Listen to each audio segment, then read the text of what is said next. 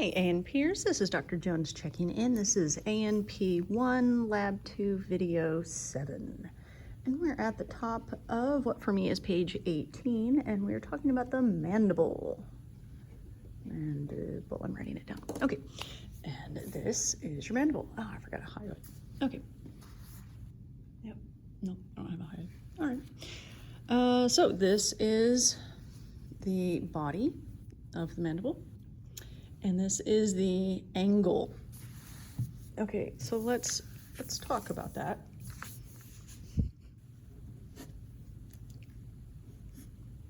This is an angle. This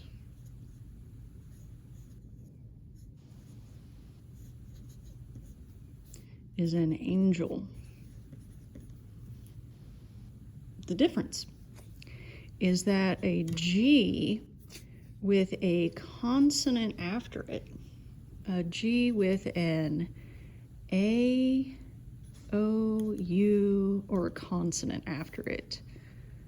So gab, gob, gub, glob, grub. These all have the hard G sound, like angle. But a G with an E, I, or a Y after it makes a soft J sound, like gel. There we go, gel. Ginormous, which is the only GI word I can think of off the top. Gin, yeah, I don't like gin, so that's probably why I can't think of it. And Jim, there we go. So G with an E, I, or a Y after it says J. So this is angel because it has an E after it. And there's a G with a consonant after it, or an A, O, or U, says G. So that's the difference between the angle of the jaw and the angel of the jaw, which is entirely not a thing. You could make it a thing. I'm not sure how. It would have to be creative. That would be interesting. Okay, now I'm curious. If you can make an angel of the jaw, I want to know. Yeah. That sounds awesome. Okay, so regardless, the main part is the body. And then the corner of the jaw is the angle, which is A-N-G-L-E. Because A-N-G-E-L is something else entirely. That kind of entirely different. Now, anything that goes up from an angle is a ramus. So this part here is the ramus. The mandibular notch is the notch on the mandible. And of course, we've got bilateral symmetry here. Mandibular notch. The coronoid process is this shark tooth. And you may recall on a previous video I mentioned that the temporalis muscle goes under the zygomatic arch and attaches to the coronoid process.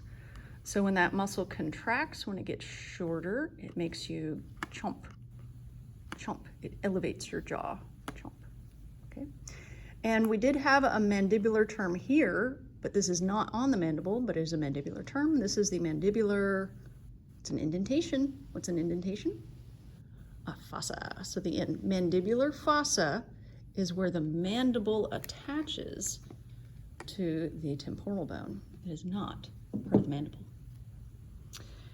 Okay, mandibular notch, coronoid process. And this is the condylar process. We said a condyle was a curved joint surface, and this curved joint surface here is called the head. And then the process that goes to the head is the condylar process. So name the specific part with the pipe cleaner on it, condylar process. But if it points here to the, sorry, I'm off screen, to the condyle, then you say head. And structure, coronoid process. We're going to have a coracoid process in the shoulder, and then another coronoid process in the elbow. So we're going to go noid, coid, noid. So we're still with the noid. We're not yet at avoid the noid. So this is the coronoid process. And remember, the shoulder is the coracoid process, AC, and then the elbow is coronoid process, ON. So ON, so jaw, turn on, shoulder, the AC, elbow, turn it on. It's summer in Texas. Turn on the AC, turn it on. So this is on, the coronoid process. Okay, and then we have a joint. So joints in the body are where two bones come together. So if we put a pipe cleaner where these two bones come together and say name this joint, then let's see, this bone is the temporal bone and this bone is the mandible. So where they come together is the temporomandibular joint. TMJ is 100% not for credit on the lab test. You need to spell out the words temporomandibular and joint. Okay, so name the area with the pipe cleaner in it. Temporomandibular joint. Now name this structure. This is no longer the temporomandibular joint because a joint is where two bones come together. So if I am pointing at a structure or a bone, then there can't be a joint. There's only a joint where there's two bones that come together. That's what makes a joint, not a joint anymore. Now it's a joint again. Not a joint anymore. Okay, so this is the mandibular fossa. Name the bone, mandible. Body, angle, ramus, coronoid process, mandibular notch, condylar process, head.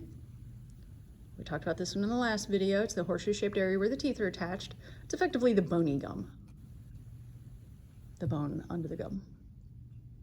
And that's the alveolar process. And that just leaves the holes in the mandible for the nerves. Okay, so what's that hole in the bone? That is the mental foramen. What's the technical term for the chin, the word root? Or the word for the chin? The mental region. Because when you get really mental, when you're really thinking about something hard, you stroke your chin. I'm rubbing my jaw now. You can't see that though. Okay, so this is the mental foramen, and it is part of the trigeminal nerve that we talked about. And then the mandibular foramen is entirely and totally hiding. It is the only structure that we will learn on the medial aspect of this mandible. It is right here. If you ever had a dentist working on your lower jaw give you a shot on the inside back of your jaw, this is why.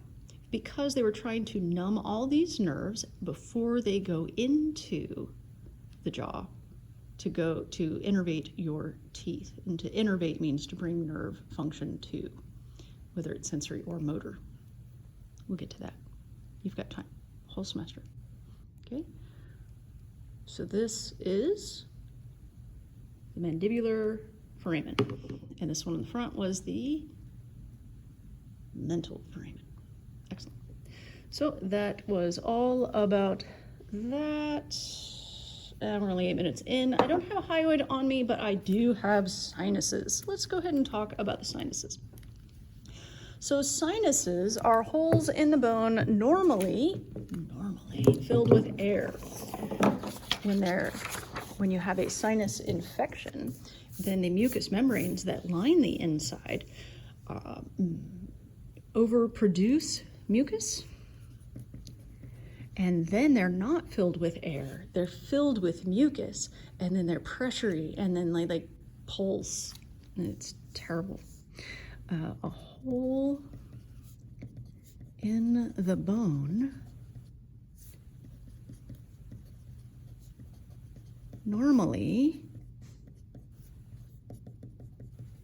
filled with air. Now, because we're talking about air, and this is a complicated thing, where exactly in the body do you find air? So it turns out there are very few places in the body that you normally find air. These sinuses are one place that you normally find air. Your nasal and oral cavities, your mouth and your nose, where you find air. The back of your throat is the pharynx. We'll learn all that next semester. Your respiratory tract, where of course you get oxygen into your lungs and carbon dioxide comes out and all of that. So the respiratory tract has air. The digestive tract has air. The digestive tract is a tube that goes from mouth to anus, and you swallow air, and then you can actually make gases when you digest, and so then that air can come out one end or the other, usually with noises and smells, and it's a thing. And we say, excuse me, or pardon me, or sorry. You always say something to apologize for your body making unintentional noises, because that's polite. Oh, did I tell you, when my son was 12, and he's 14 now, I told him, one day I gave him a big hug, and I said, son, I am so proud of the man that you're growing up to be. And there was a beat, and then with impeccable comedic timing, my 12-year-old pooted very loudly. And I laughed, and I said, well, it's a process.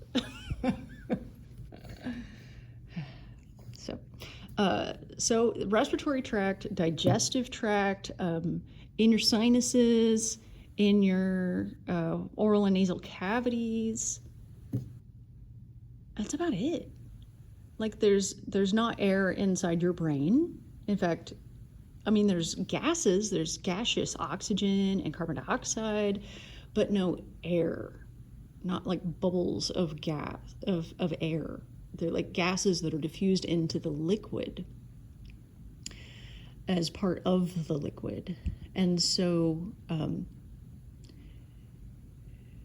in the bone, like the center, I already put the bone histology model away. In the spongy bone, there's no air, there's bone marrow.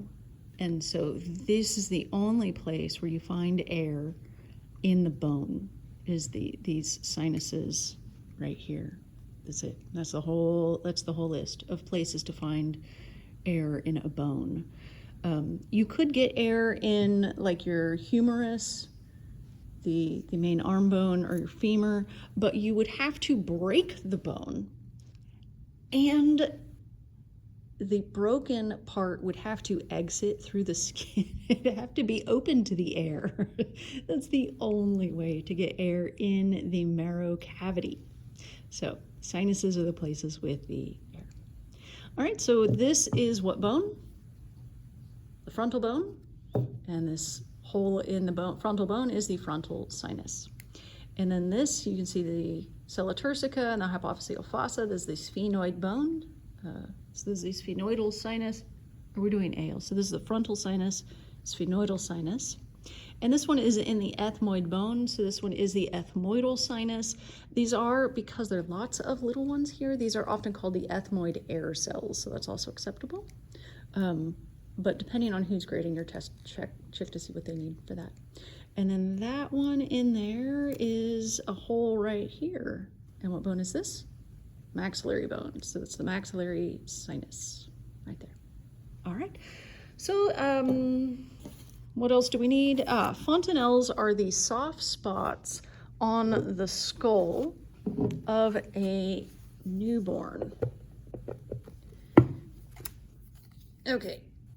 So the anterior fontanelle is right here, where the mid-sagittal and the coronal sutures come together. This is the largest fontanelle. It lasts until baby's about a year. In fact, you can kind of watch it. If a baby is sick or dehydrated, it kind of indents far enough that you can kind of see their pulse in it. So that's usually a sign that they're a little dehydrated. You need to get them to drink more liquid. Is the posterior fontanelle will be right here, and that closes up pretty quickly after they're born. The sphenoidal fontanelle, where the sphenoid is, and then of course the mastoid fontanelle, where the mastoid process is, or well, will be. Usually on the lab test, that'll be on an in-person lab test, that'll be a extra credit question. What's the name of the soft spot on the fetal skull? So there you go. And we will come back and talk about vertebrae in the next video. This has been A&P 1 lab test 2 video 7, where we talked about the mandible and then got carried away and talked about the sinuses and fontanelles too, because why not? All right, so we will come back for video 8 with the vertebrae. Thanks, as always, for tuning in. It's good to virtually see you here. The education must go on. Dr. J out.